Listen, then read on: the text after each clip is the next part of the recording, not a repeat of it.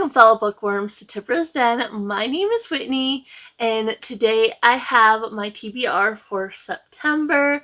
So, of course, we aren't playing my game again this month. The round I did was for July through September, and I completed a good chunk of the books in July, and the rest are actually on my August TBR. So if I don't complete any of them, they will roll over, of course. But otherwise, that game TBR is done. And so I just have a bunch of mood reading to do, which I'm so excited about. Obviously, it's not true mood reading because I'm still creating a TBR. I like having a TBR and knowing what I'm going to read ahead of time, so that's what we're doing today. But I did pick out a bunch of books that I've been in the mood to read. There is a chunk that the week of my birthday, because September is my birthday month, I am going to let all my animals choose what I read that week. And so I have a chunk of books that I'm particularly excited about for that. So those will be specifically for that week, and then any that don't get read in that week will be towards the end of the month.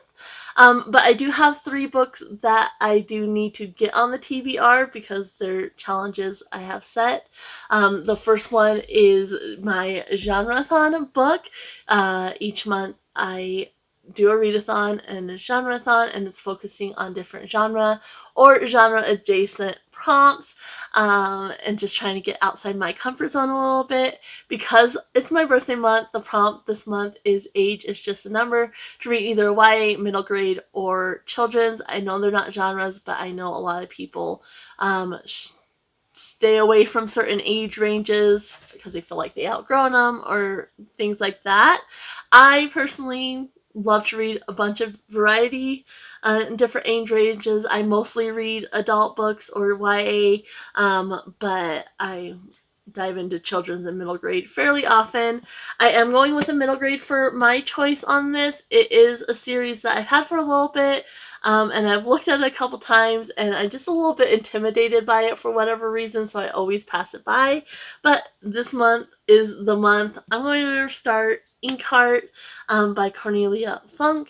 I am excited to finally dive into this. Basically, you have the dad has the ability when he reads aloud that characters can come out of the books. I'll go ahead and read the synopsis because they'll probably explain it better than I do.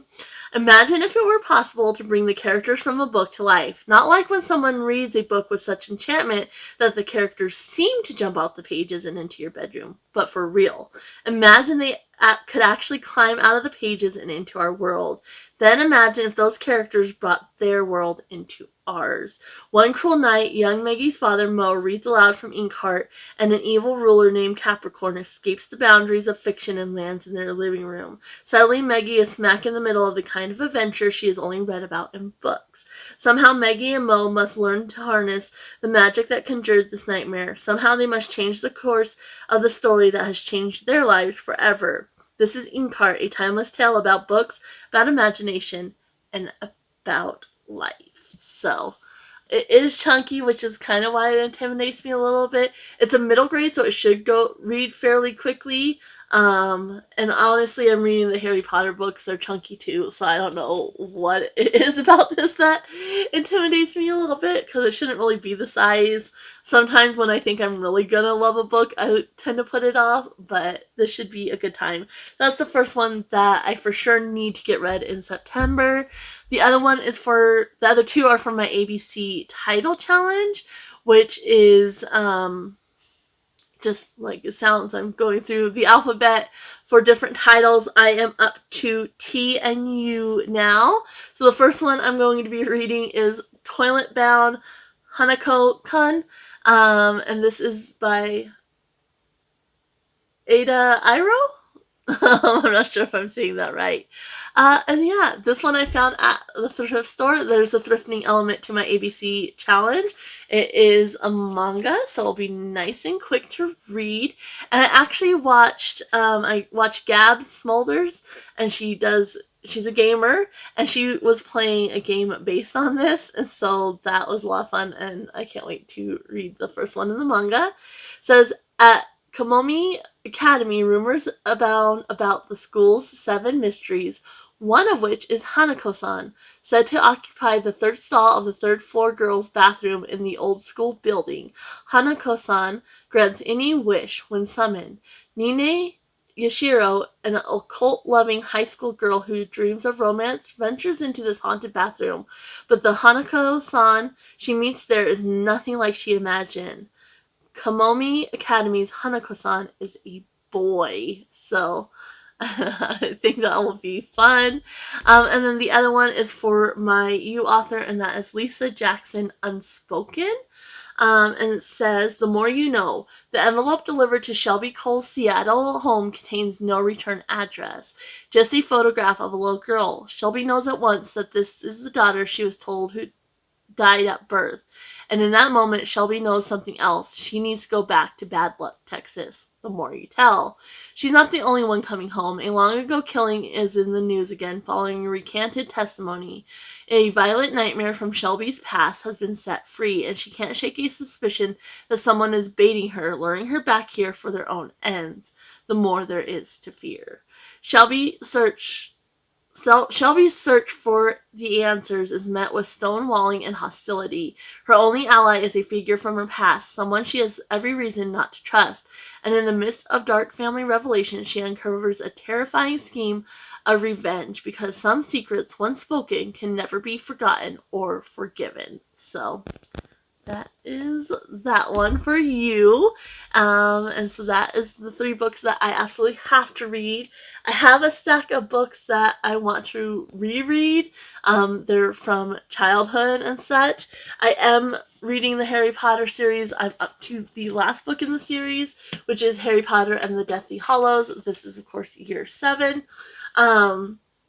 And I'm excited to wrap up my reread of this series. I've absolutely been enjoying it. If you live under a rock, I think everybody knows Harry Potter by now. But just in case, he is a boy wizard who, as a baby, his parents were killed by a dark wizard that was rising to power, and the wizard tried to kill him. It backfired. Harry lived, and so he was known as the boy who lived. He got sent to live with muggles, which are non-magic, his aunt and uncle, and then he ends up on his 11th birthday getting his letter to go to Hogwarts, which is the school of witchcraft and wizardry. And so each year is a different year at Hogwarts, but there's also the background plot of this dark wizard and his followers and such that go along throughout the series. So this is the final book. This one I am really looking forward to. I think The Goblet of Fire, which is book 4, is my favorite, but this is a close second. And so, yeah, I'm excited to pick that up and finish out my reread. Then we have The Enchanted Forest Chronicles by Patricia C. Red? I don't know how to pronounce her last name. I know I've looked it up before, and I forget every time. So these will be a reread for me, too. I did not read these as a child. My husband actually got these for me when we were first dating, and I read them and absolutely adored them. So you have Dealing with Dragons, Searching for Dragons, Calling on Dragons, and Talking to Dragons. And these are just fun. They kind of poke fun at, like the different fairy tale tropes and such. And so you have our main character, and she's a princess, but she does not want to be rescued by a prince, and she becomes friends, they serve these dragons, and she becomes friends with this dragon, who is the king of dragons, even though she is a female in the dragon world. That's how it works.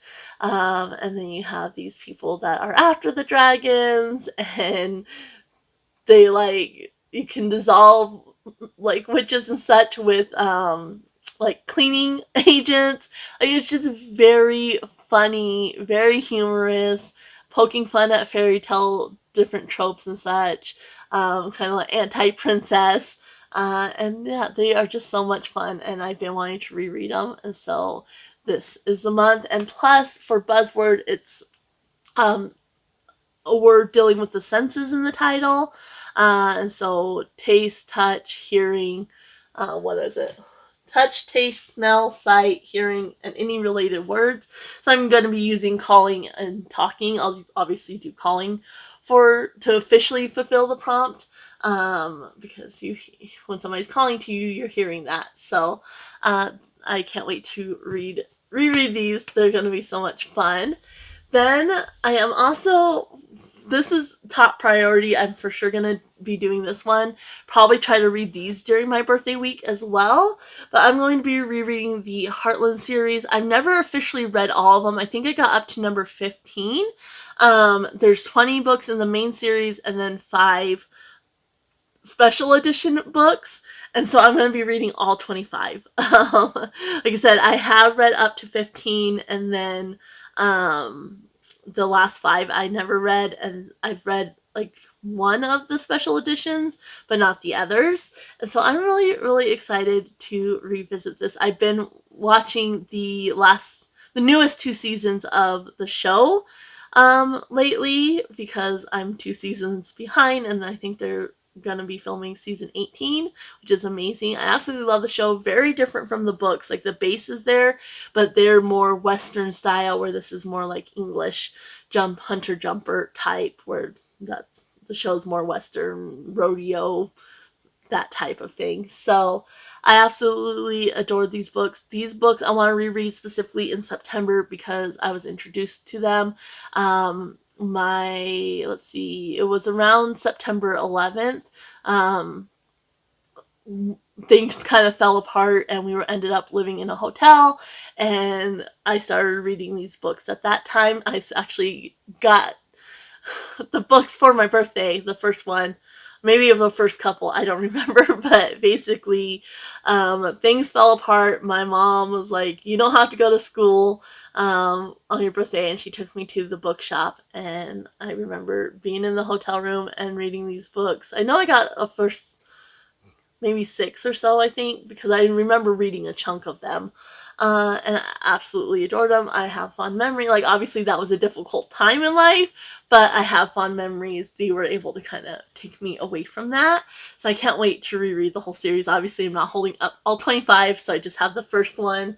But basically we're following Amy, and her mom rescues horses and such. She started doing that. Her dad was an elite hunter jumper, got injured in a really bad fall, and so did his horse, and they ended up kind of separating, but her mom brought the horse and to rehabilitate him, and started getting into like holistic treatments as well.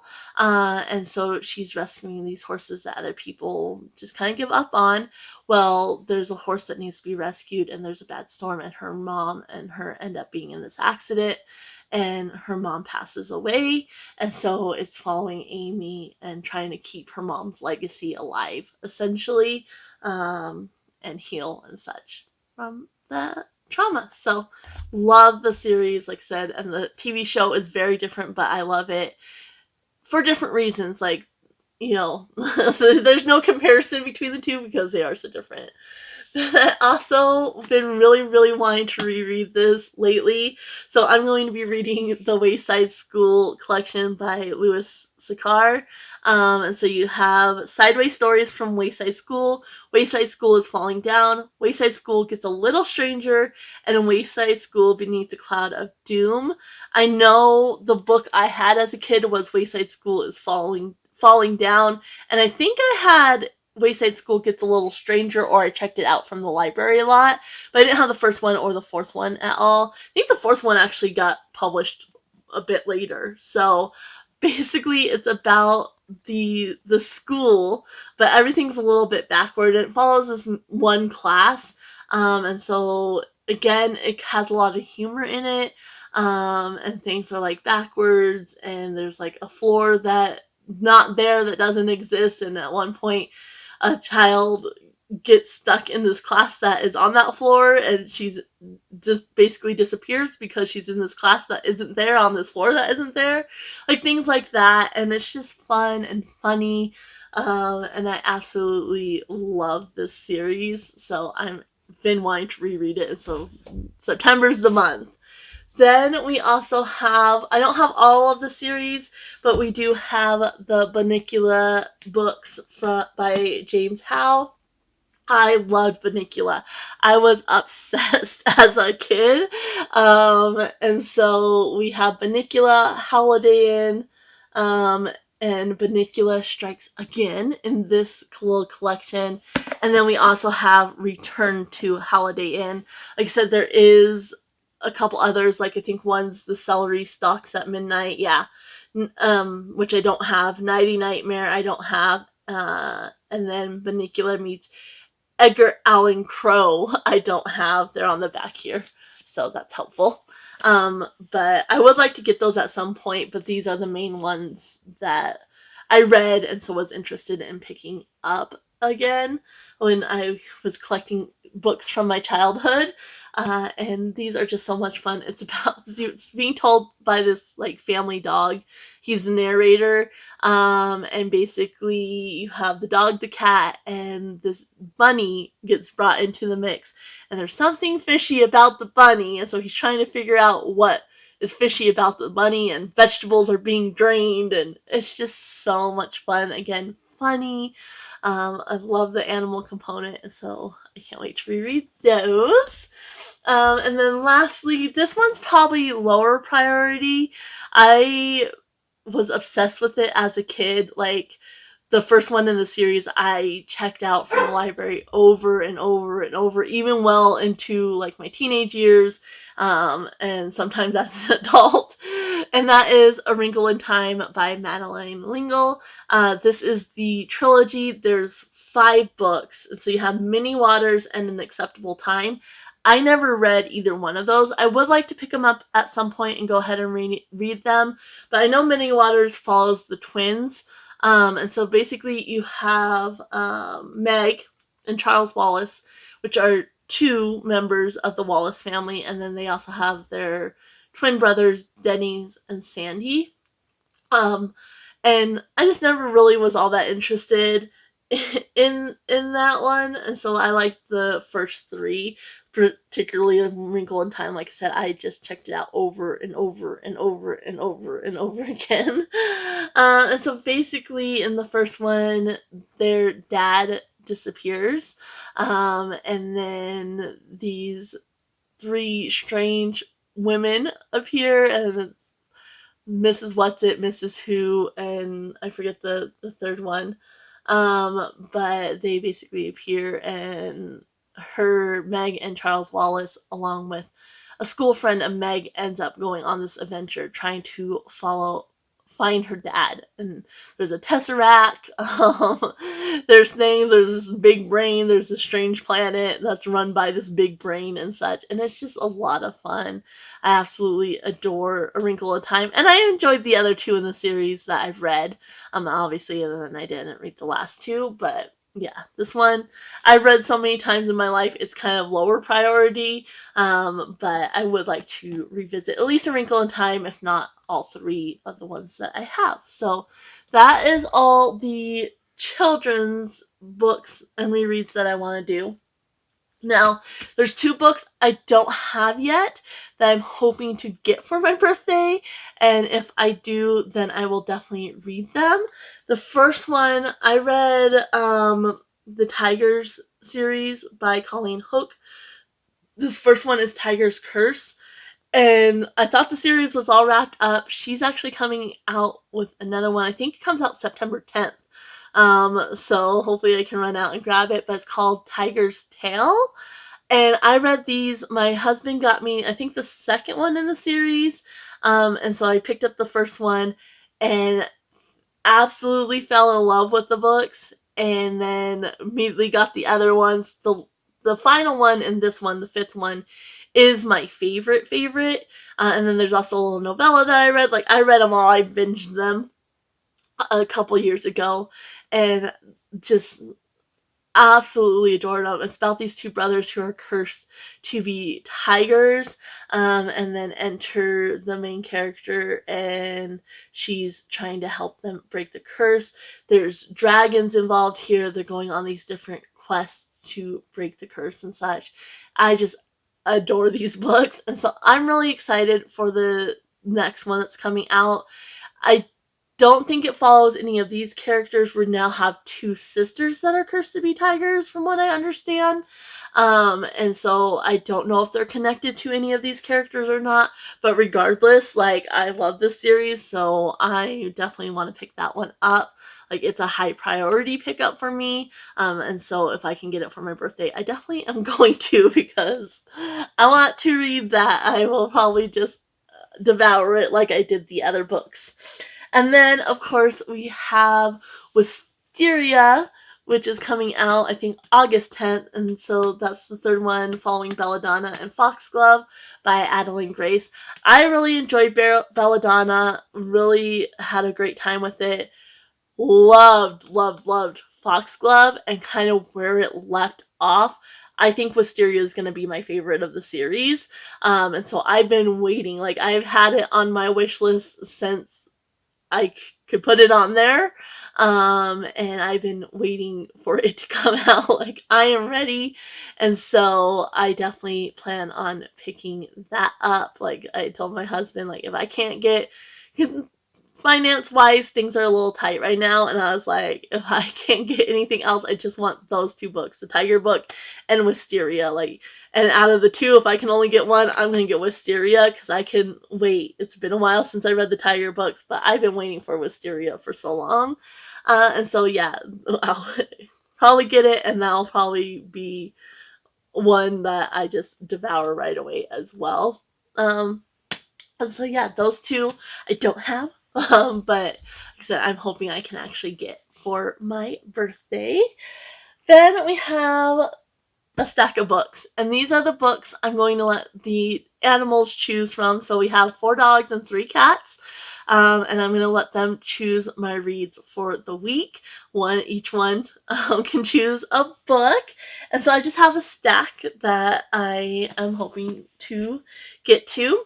The first one, these will kind of go together, so if whichever animal, if they choose this one, I'll read both of them together.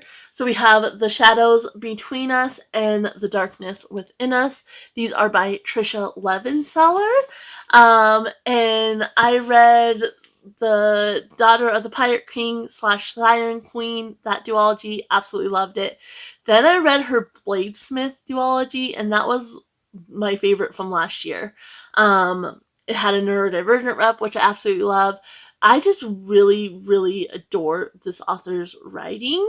And so when I heard people talking about these, I honestly, like, I don't know why, but I never really looked into any other books she had written. And then all of a sudden people were talking about these. This one is a new release. This one had already been out. And I was like, yes. I saw them at Walmart. I had to go to Walmart and get some things, and I saw these, and I was like, hey. I texted my husband, extra early birthday present, because I love the look of these. They have the little ribbon bookmark that is part of them, and then the sprayed edges, which I don't really care about special edition sprayed edges. Like, I don't care. I just want the story. But these are so pretty. It's just like, there was only one left of The Shadow Between Us. And he's like, yeah, as long as we got enough money for groceries. And I was like, sweet. And so these were an extra early birthday present to myself. And so these will be one of the first ones I let the animals choose from, because I can't wait to read these. And this one, I don't know. I think each one is following a different sister. And this is more of a companion to this one than an actual, like,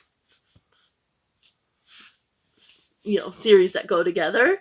So the first one, it says, Alessandra is tired of being overlooked, but she has a plan to gain power, woo the Shadow King, marry him, kill him, and take his kingdom for herself. No one knows the extent of the freshly crowned Shadow King's power. Some say he can command the shadows that swirl around him to do his bidding. Others say they speak to him, whispering the thoughts of his enemies. Regardless, Alessandra knows what she deserves, and she's going to do everything within her power to get it.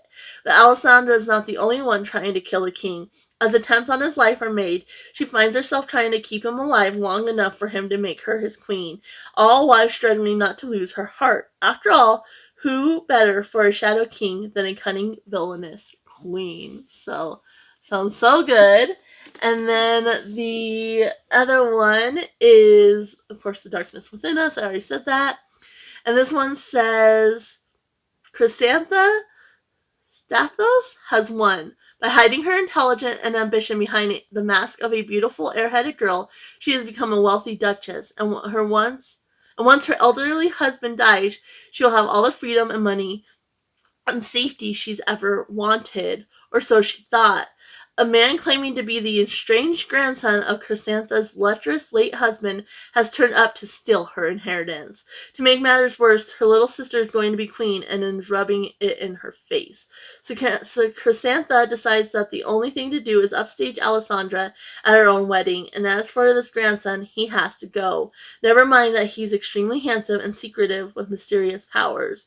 No, Chrysantha wants Eric's Demos dead, and in the end, a Stathos girl always gets what she wants. So, I'm really looking forward to this.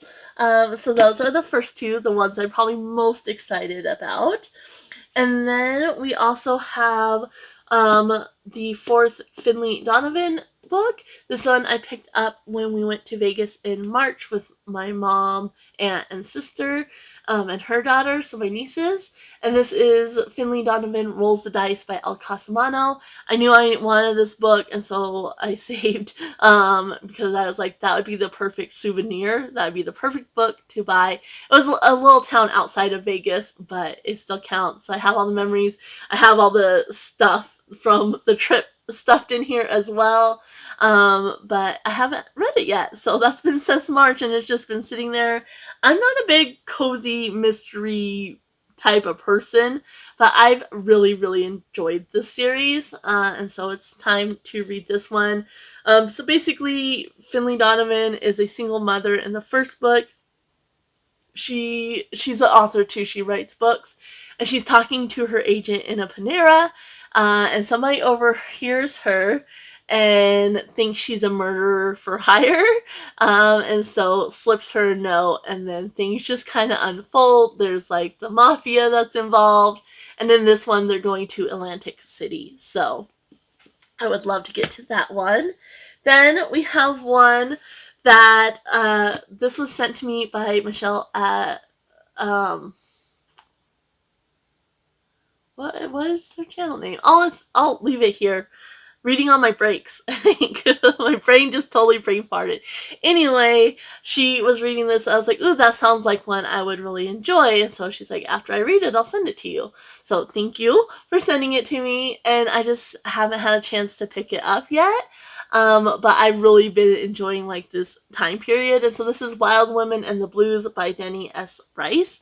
And so like 1920s, I've read a couple books and just have adored them. So, since 1925, Chicago is the jazz capital of the world, and the Dreamland Cafe is the ritziest black and tan club in town. Honoree Dalcourt is a sharecropper's daughter, willing to work hard and dance every night on her way to the top. Dreamland offers a path to the good life, socializing with celebrities like Louis Armstrong and filmmaker Oscar Micheaux. But Chicago is also awash in bootleg whiskey, gambling, and gangsters, and a young woman, driven by ambition, might risk more than she can stand to lose. 2015. Film student Sawyer Hayes arrives at the bedside of 110-year-old Honoree Dalcourt, still reeling from a devastating loss that has taken him right to the brink. Sawyer has rested all his hope on this frail but formidable woman, the only living link to the legendary Oscar Micheaux. If he's right, if she can fill in the blanks in his research, perhaps he can complete his thesis and begin a new chapter in his life. But the links Honoree makes are not the ones he is expecting. Piece by piece, Honoree reveals her past and her secrets, while Sawyer fights tooth and nail to keep his. It's a story of courage and ambition, hot jazz and illicit passions. And as past meets present for Honoree, it's a final chance to be truly heard and seen before it's too late, no matter the cost. So I'm excited to finally get to this. And so that will be in the lineup for the animals to choose. Then we have a stack of books I'm just really interested in. And so I can't wait to get to them. The first is going to be The Adventures of Amina Al-Sirafi by Shannon Chakraborty. This will be my first book by this author, but I've been really interested in trying them, and this book in particular, because it's like pirates and such, has been top of my list, and I finally picked it up. And so it says, Amina Al-Sirafi should be content.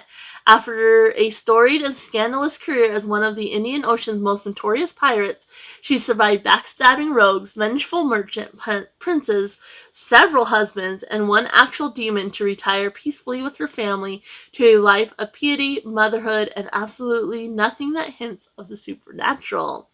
But when she's tracked down by the obscenely wealthy mother of a former crewman, she's offered a job no bandit could refuse. Retrieve her comrade's kidnapped daughter for a kingly sum. The chance to have one last adventure with her crew, do right by an old friend, and win a fortune that will secure her family's future forever? It seems like such an obvious choice that it must be God's will. Yet the deeper Amina dives, the more it becomes alarmingly clear there's more to this job and the girl's disappearance than she was led to believe. For there's always a risk in wanting to become a legend, to seize one last chance at glory, to savor just a bit more power, and the price might be your very soul. So, really looking forward to that one. Then this one's been popping up quite frequently, and that is Shark Heart, a love story by Emily Habeck. And I love sharks, and this one just seems so weird and so wacky that I've really been interested in reading this one. And so this one says, for Lewis and Ren, their first year of marriage is also their last. A few weeks after their wedding, Lewis receives a rare diagnosis. He will obtain most of his consciousness, memories, and intellect, but his physical body will gradually turn into a great white shark. As Lewis develops the features and impulses of one of the most predatory creatures in the ocean, his complicated artist's heart struggles to make peace with his unfulfilled dreams. At first, Ren internally resists her husband's fate. Is there a way for them to be together after Lewis changes? Then a glimpse of his developing carnivorous nature activates long repressed memories for Ren, whose story alternates between her childhood, living on a houseboat in Oklahoma, her time with a college ex-girlfriend, and her unusual friendship with a woman pregnant with twin birds.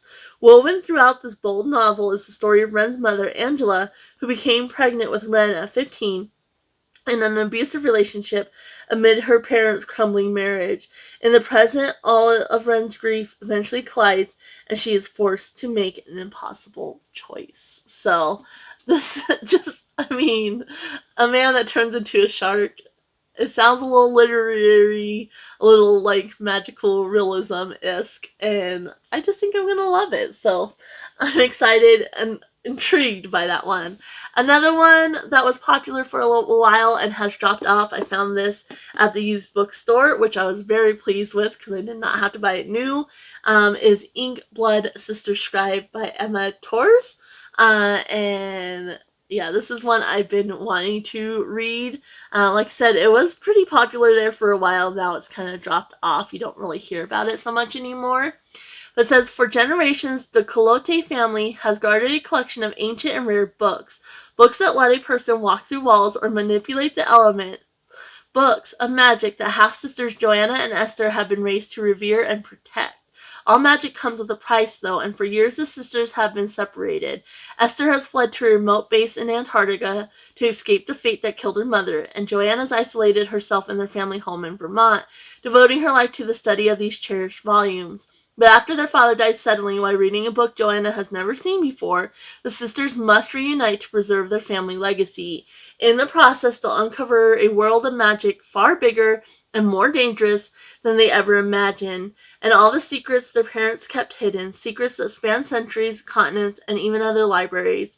It is in the great tradition of Ninth House, The Magicians, and Practical Magic. This is a suspenseful and richly atmospheric novel that draws readers into a vast world filled with mystery and magic, romance and intrigue, and marks the debut of an extraordinary new voice in speculative fiction. So, that is going on the list too. And then I have ones that I've just been interested in a while. The first one I've been kind of lukewarm as far as interest, but I found it at a thrift store and was like, perfect. And then the other two I thought would pair well with this one, and so I was originally going to be doing a themed vlog with these, but now I just really want to read them, so I was like, you know what, I'm putting them on the September TBR. So first up is Neon Gods by Katee Robert. You hear a fair amount of about Katee Robert, but I've never been like dying to read her, but I have been slightly interested. And so this one is, I believe, Persephone and Hades retelling. So it says, he was supposed to be a myth, but from the moment I crossed the river Styx and fell under his dark spell, he was quite simply mine. Society darling Persephone Demetrio, Trial? I don't know. Plans to escape the ultra-modern city of Olympus and start over far from the backstabbing politics of the 13 houses. But all that's ripped away when her mother ambushes her with an engagement to Zeus, the dangerous power behind their glittering city's dark facade. With no options left, Persephone flees to the forbidden Undercity and makes a devil's bargain with a man she once believed a myth. A man who awakens her to a world she never knew existed. Hades has spent his life in the shadows and has no intention of stepping into the light. When he finds that Persephone can offer a little slice of revenge he spent years craving, it's all the excuse he needs to help her for a price.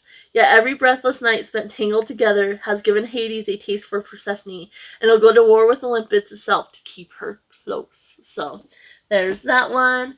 Then this one I've been really interested in for a long time. Another author I've never read anything from, and that is Priest by Simone. And I lie. I read the one she did with Julie Murphy, A Merry Little Meet Cute, I want to say. The Christmas one she did, the first in that series. I did read that. But past that, I haven't read anything by this author. But this one, like, I love, like, morally gray things revolving around priests. And so it says, he's a priest, and here is his confession. There are many rules a priest can't break. A priest cannot marry. A priest cannot abandon his flock. A priest cannot forsake his God. Tyler Bell has had no problems playing by the rules for the past 3 years after a family tragedy set him on the path to priesthood. That all changes when the delicious, sultry voice of Poppy Danforth sinks its claws in him through the screen of his confessional booth, and he can't get her sins out of his head. It should be easy to put his impure thoughts of her to rest, considering the vows Tyler has taken. It should be nothing to overcome what the sight and sound of her does to him, when his life with the church means everything. But once he has his first forbidden taste of those red lips, Tyler can't help but break all his rules for Poppy, no matter what it might cost them both. So there is that one. And then lastly, we have Hook by Emily McIntire. This whole series in particular, I'm really interested in because it's the retellings. And so you have Scarred also and Wretched. I know Scarred is Lion King. I don't know what Wretched is though, but either way, like, I'm excited to read this one, which is Peter Pan. And then hopefully dive into the rest of the series if I enjoy this writing. So it says, he wants revenge, but he wants her more. James has always had one agenda: destroy his enemy, Peter Michaels. When Peter's 20-year-old daughter Wendy shows up in James's bar, he sees his way in. Seduce the girl and use her for his revenge. It's the perfect plan until things in James's organization begin to crumble. Suddenly he has to find the traitor in his midst, and his plan for revenge gets murkier as James starts to see Wendy as more than just a pawn in his game. Wendy has been cloistered away most of her life by her cold, wealthy father, but a spontaneous night out with friends turns into an intense and addictive love affair with a dark and brooding James. As much as she knows James is dangerous, Wendy can't seem to shake her desire for him. But as their relationship grows more heated and she learns more about the world he moves in, she finds herself unsure if she's falling for the man known as James or the monster known as Hook. So I'm excited for these. Like, I think that's a really good lineup. I'm excited for kind of the dynamic between new ones that I want to read, and old rereads that have been favorites of mine. And I think this is just really a really good stack of books. And I can't wait to see how September unfolds. please let me know down in the comments if you've read any of these, if you're interested in reading any of these. If you just want to let me know you were here and help support the channel, you can leave either a rabbit or any type of animal emoji, or since it's my birthday, you can leave a birthday type emoji to let me know you were here and wish me a happy birthday. Anyway, I'm gonna go ahead and leave you guys here. Happy reading, everyone. Bye.